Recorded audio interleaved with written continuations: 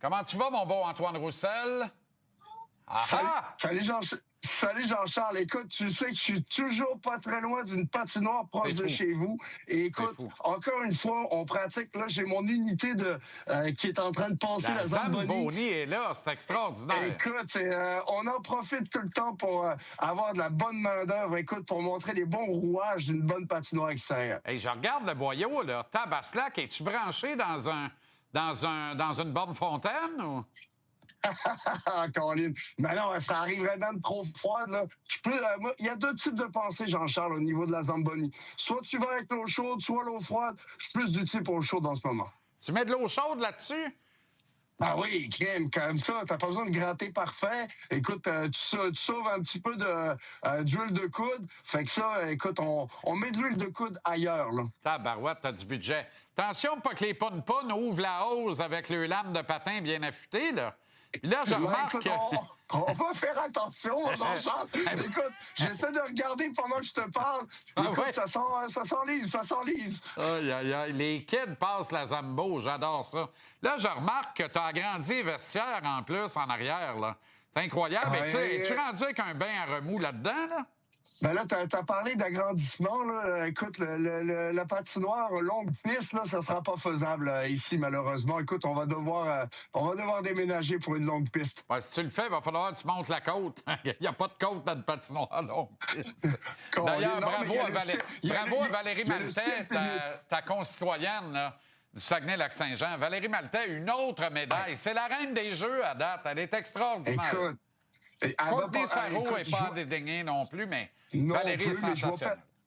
Je vois personne d'autre, Jean-Charles, pour porter le drapeau à la cérémonie de fermeture des Jeux. Écoute, athlète de 35 ans qui annonce que c'est la fin de ses Jeux. Finir en beauté de cette manière-là, c'est complètement sensationnel. Écoute, le monde en ce moment parle d'une chose au Saguenay. Valérie Maltais et l'équipe canadienne qui s'en va en finale, on est complètement surexcités pour l'un et pour l'autre. Donc, d'excellentes nouvelles. Maintenant, on a eu chaud cet après-midi, Jean-Charles. Écoute, on a eu chaud. Et rappelle-toi de notre dernière conversation.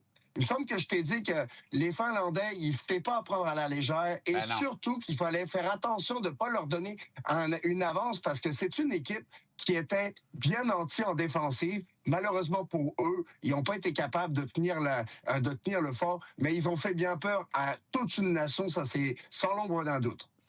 Cette maudite glace-là, et le terme est bien choisi, la zone neutre rétrécie de 3 pieds, ça favorise un club comme la Finlande qui aime éteindre le jeu, qui aime fermer la zone neutre, closer le gap, comme on dit dans le jargon, là. Empêcher, couvrir l'espace, occuper l'espace dans le territoire neutre. Il n'y avait pas de place. Les Canadiens ont eu à travailler fort. Bravo au groupe d'entraîneurs, d'ailleurs. On les a vus, les ajustements en cours de match, Antoine. La façon d'attaquer par le centre entre les deux bleus, parce qu'il n'y avait pas d'autre solution qui fonctionnait. Tu sais, c'est pas un tournoi pour des gars comme Kyle McCarr et Connor McDavid, mais Connor McDavid trouve le moyen de produire pareil à un rythme infernal.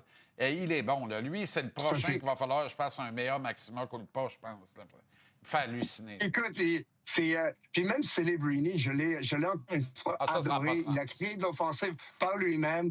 Tu sais, souvent on pense que jouer avec Connor McDavid, ça c'est facile, puis deux, qu'il va tout simplement nous la mettre sur le tape pour la mettre dans le fond. Oui, il le fait, mais que Celebrini est capable de le faire aussi. Et aujourd'hui, j'ai trouvé qu'il a joué encore une fois un match sensationnel. Écoute, j'abonde pas nécessairement complètement dans ton sens au niveau du coaching. J'ai trouvé que John Cooper a fait une ou deux erreurs aujourd'hui. Écoute, par exemple, sur le but de Mikko Rantanen, j'ai pas compris. T'as tellement de bons joueurs de centre droitier dans cette équipe-là qui sont capables de gagner une mise en jeu, puis on n'en profite pas. J'ai tellement trouvé que, tu sais, ça avait pas de bon sens de. En déléguant Horvat, tu veux dire? Qu'on met Horvat là, ouais, t'as raison. Puis tu sais qu'ils ont des bons shooters. Tu sais, je trouvais qu'on a pris un peu à la légère le fait que Mikko Rantanen était sur la glace, puis on s'est pas ajusté. Mais il n'a pas jumpé vite non plus, hein? Quoi que ça s'est fait en une nanoseconde, parce que mais t'as Rantanen, tu dois jumper, t'as pas le choix.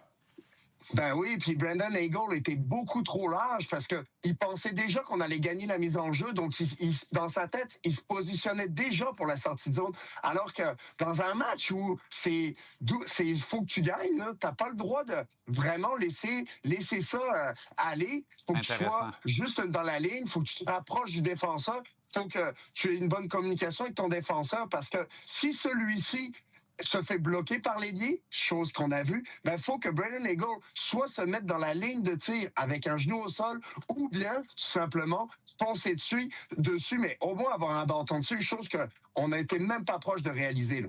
Tu veux me parler de la punition à Sam Bennett? Il y a quelque chose que tu n'as pas aimé là-dessus? Ben écoute, c'est embêtant parce que il faut que tu comprennes que tu t'ajustes quand tu joues dans du hockey international. Écoute, je jouais probablement comme Sam Bennett, j'étais bien moins bon, oui, mais il reste que ce genre de hockey-là où tu freines au filet, où tu amènes de l'anémiosité, c'est juste, ça n'a pas sa place dans des matchs aussi importants que là. Faut que tu sois capable de contenir cette intensité. Freiner au filet, c'est une chose, mais aller provoquer une mauvaise punition qui donne l'opportunité à l'autre équipe de doubler son avance. Moi, j'ai trouvé que ça avait aucun bon sens. C'est pas gérer le cadran, c'est pas gérer le match. J'ai trouvé ça dur, puis écoute, John Cooper, t'en as parlé tantôt. J'ai aimé le fait que, tu sais, il leur mette sur la glace, qu'il leur donne une chance, puis il a amené quand même du positif. Mais c'est quelque chose qu'il faut faire attention. Oui, mais t'es un gars que c'est son ADN. Si tu le clous au banc pour avoir joué dans son ADN, t'as rien compris. Pareil. Mais moi, c'est à mon tour d'être en désaccord avec toi parce que je pense que Bennett, sur la séquence, il joue les probabilités. Les probabilités sont que ils finissent pas dans la boîte ou qu'il y ait une double mineure. Parce que Mikkola est embarqué avec, comme on le dit dans le vieux jargon, là, mais embarqué avec et l'accroche clairement. Fait que c'est une collision à 3. Mikkola est au cœur de la collision, comme Bennett, même qu'il le pousse dans son gardien de but en partie. Je veux dire, moi, là-dessus, ou bien, si tu lèves le bras, tu sors les deux, ou tu lèves pas le bras. Mais pour moi, c'était un bon 2. Bon, j'ai ravalé après, là, parce que j'ai dit quel bon 2. Puis là, il score en 1 nanoseconde. J'étais moins content. Mais au moins, on a du temps. Puis d'après moi, ce 2-là va payer. Puis qui a pris la cruciale dernière mise en jeu? Il l'a gagné clairement. Sam Bennett. Oui, comment on a pu ignorer ce gars-là en sélection première? Comment on a pu l'ignorer? Il t'a dit énormément de choses. Le fait qu'il gagne sa dernière mise en jeu, c'est une bonne chose, mais il reste que, tu sais, ça fait pas un match. Moi, ce que je veux voir, c'est un gars qui est capable de se contenir quand même. Un gars qui, dans le prochain match, quand les frères Tkachuk, puis tu l'as vu dans le match contre les Américains en ce moment, à quel point sont tannants, sont gossants. Il faut que tu sois capable de contenir ces émotions-là, puis pas prendre de mauvaises punitions, parce que, écoute, moi, ce qui me ferait mal, puis pour toute l'équipe canadienne, c'est de voir les Américains avec la médaille d'or autour du cou. Écoute, j'en fais un cauchemar, parce que faut que tu contiennes. Si tu prends une mauvaise punition, tu donnes un but, puis t'es pas capable de revenir de l'arrière, tu sais, t'auras pas le même discours. Prédiction pour dimanche, très rapidement. Écoute, œuf, bacon et une victoire du Canada. œuf, bacon, victoire du Canada. Parfait, on prend ça. Hey, j'espère que tu mets du sirop d'érable sur ton bacon. Ben, tu peux en être certain, mon homme. La Zamboni est finie, de la Converse aussi. Salut, mon Antoine. Je te laisse mon Jean-Charles. Je veux juste te dire qu'il y a une des rondelles qui a gelé, par exemple, littéralement dans l'eau fraîche. On la voit, là, au bas de l'écran. Ouais, c'est des choses qui arrivent. Good job, les filles. Les gars sont extra... Les filles? Y a-tu dit les filles? Ah, les filles de tabascan. Good job. C'est pas beau, ça? Ça, c'est pas le plaisir d'hiver dans sa plus grande pureté. C'est sensationnel. Que j'aime ce gars-là. Formidable. On s'arrête en pause. Ma